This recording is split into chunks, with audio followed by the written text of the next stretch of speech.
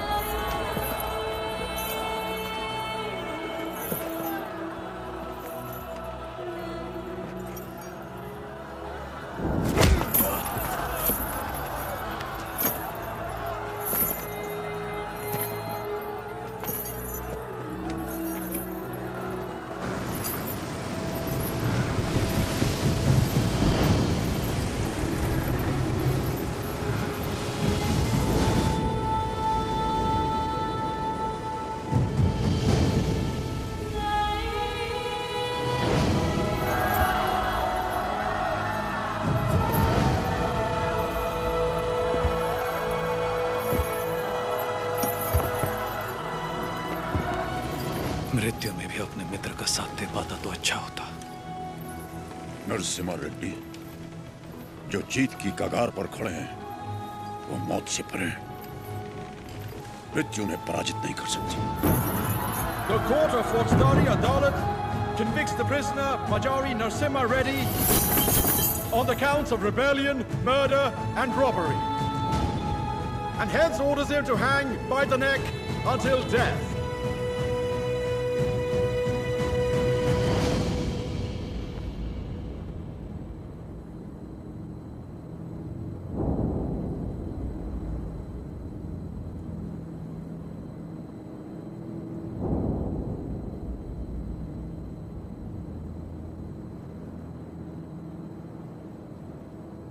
Sir उठाओ।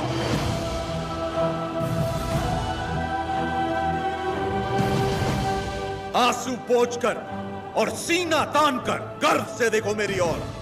तुम्हारे सामने है स्वतंत्रता।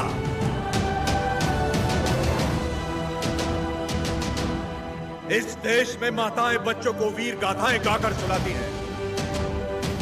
इस देश में जो युद्ध हुए महाकाव्य बन गए। इस देश में जो खून बहा इतिहास बन गया।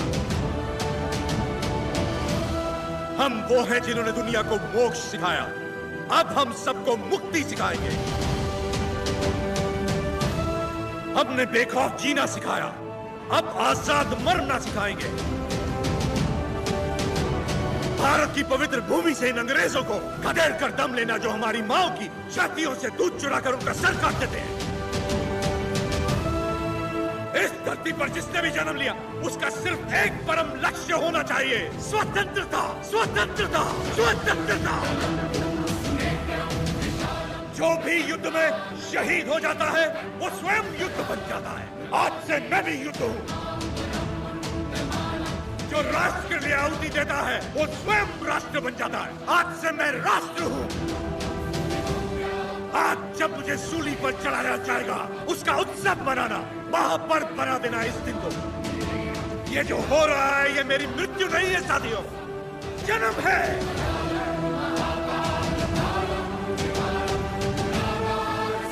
आज का दिन भारत की स्वतंत्रता का जन्म है। भारत माता की। भारत माता की जय।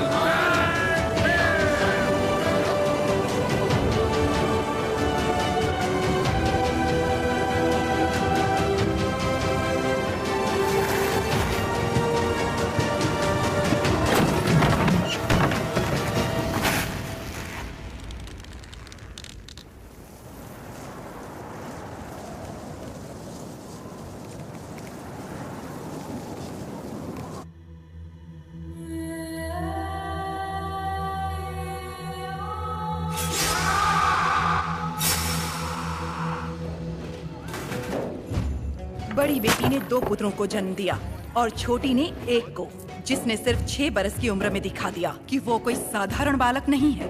उन दिनों सीमा में भीषण अकाल पड़ा था। वर्षा के लिए यज्ञ करना था। यज्ञ में मज्जारी के किसी वंशज को जगन्नाथ पर्वत पे दीप प्रज्वलित करना था। इस विधान के लिए नरसिम्हा रेड्डी को चुना गया। हर कार्तिक पूर्णिमा को नरसिम्हा रेड्डी के हाथों दीप प्रज्वलन किया जाता। आसपास के सैकड़ों गांव के लोगों का मानना था कि ये दिया एक उज्जवल भविष्य का संकेत है। नरसिम्हा रेड्डी को उनके नाना ने गोद ले लिया क्योंकि उनके पास नोसम किले का उत्तराधिकारी नहीं था।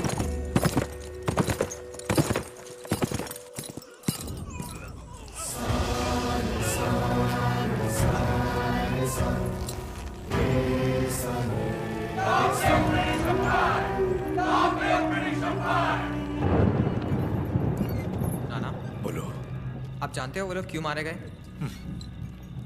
ये ब्रिटिश राज है बेटा।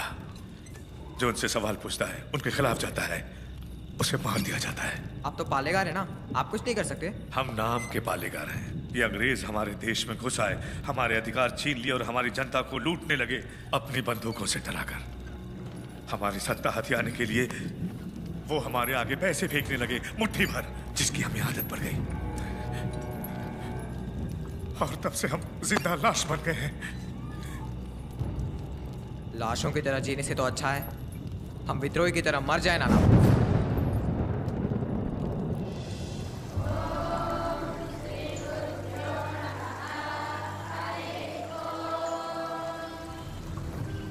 सुना है आपने पूरे देश का भ्रमण किया है? हाँ। क्या सारे देश में गोरे लोग हमारे लोगों को इसी तरह मार रहे हैं? हाँ, मार रहे हैं। तो हमें भी उन्हें मार देना चाहिए ना? नरसिम्हा, अवश्य। तो मुझे आशीर्वाद दीजिए बेटा। मैं मारूंगा उनको। तुम अकेले कितने अंग्रेजों को मारोगे? 10 को तो खत्म कर ही सकता हूँ। हजारों की सेना है उनकी, वो मार देंगे तुम्हें। तो मर जाऊंगा। मारना मरना महत्व नहीं, महत्व है जीत। जीत के लिए तुम्हें युद्ध करना होगा। युद्ध करने के लिए तुम्हारे लोगों का साथ आवश्यक है। उनका साथ तभी मिलेगा जब तुम वही अग्नि उनके अंदर जला पाओगे जो तुम्हारे हृदय के अंदर। स्वयं युद्ध बनना होगा।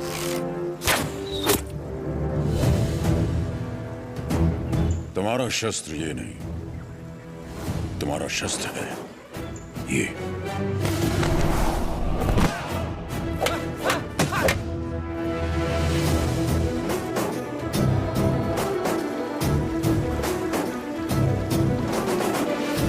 तुम्हें पहले स्वयं पर विजय प्राप्त करनी होगी।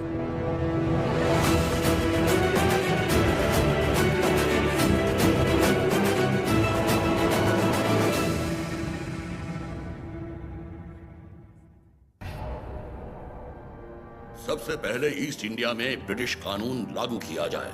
छोटे इलाकों से शुरू करके धीरे धीरे समय के साथ पूरे इंडिया में इसे फैला दिया जाए। मौजूदा टैक्स 300% बढ़ा दिया जाए। और इस तरह ब्रिटिश साम्राज्य ने भारत पर कब्जा कर लिया। वो बड़े अफसर जिनका अकेला मकसद भारत को लूटना था, उन्हें ऊंची कुर्सियों पर बिठाकर हमारे देश भेज दिया गया।